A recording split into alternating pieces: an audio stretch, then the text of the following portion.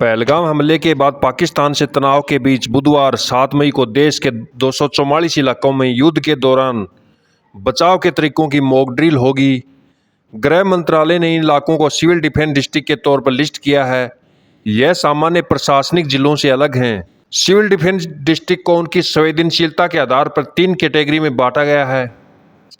Category first सबसे संवेदनशील और कैटेगरी 3 कम सेंसिटिव। गृह मंत्रालय ने 5 मई को सभी राज्यों को मॉक ड्रिल कराने के आदेश जारी किए थे। दिल्ली में गृह मंत्रालय में आज हुई हाई लेवल मीटिंग में मॉक ड्रिल की तैयारियां समीक्षा की गई। इसमें राज्यों के मुख्य सचिव और सिविल डिफेंस चीफ समेत कई हाई रैंक ऑफिसर मौजूद रहे।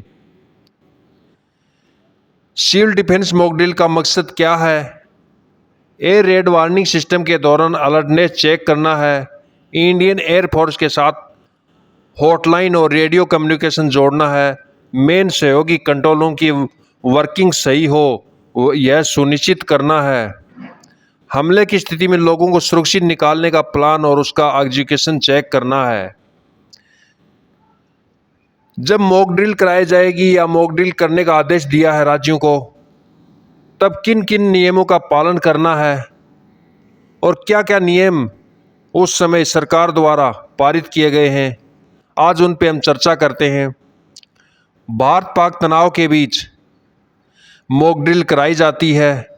एक नागरिक के तौर पर क्या करें और क्या नहीं करें। सायरन बजने पर तुरंत खुले इलाके से हट जाएं। किसी सुरक्षित इमारत, घर या बैंकर में शरण लें। बुजुर्गों और विशेष जरूरत वाले लोगों की सहायता करें। मॉक ड्रिल के दौरान क्रैश ब्लैकआउट का अभ्यास होगा, जिसमें सभी लाइटें बंद कर दी जाएंगी। खिड़कियों पर मोटे पर्दे, काले कागज या ब्लाइंड लगाएं। शीशे से दूर रहें। जमीन पर लेट जाएं। टीवी, रेडियो और सरकारी अलर्ट पर ध्यान दें। एयर रेड सायरन की आवाज़ पहचानें। मॉक ड्रिल के दौरान सायरन की आवाज़ सुनकर शांत रहें और प्रशासन के निर्देशों का पालन करें। अफवाहों पर विश्वास न करें, केवल आधिकारिक सूचना पर ध्यान दें। जरूरी वस्तुएं तैयार रखें, जैसे पीने का पानी है, सूखा भोजन, बिस्किट, ड्राई फ्रूट आदि। प्राथमिक चिकित्सा kit, torch, extra cell, portable radio, जरूरी दस्तावेज, ID, medical report, bank details, mobile charger, power bank. नागरिकों और छात्रों को सिविल डिफेंस प्रशिक्षण दिया जाएगा। बच्चों को सुरक्षित स्थान और प्रक्रिया सिखाएं। पड़ोसियों के साथ आपसी सहयोग सुनिश्चित करें। सायरन बजने पर तुरंत खुले इलाकों से हट जाएं। किसी सुरक्षित इमारत, घर या बैंकर में शरण लें। बुजुर्गों और विशेष जरूरत वाले लोगों की सहायता करें।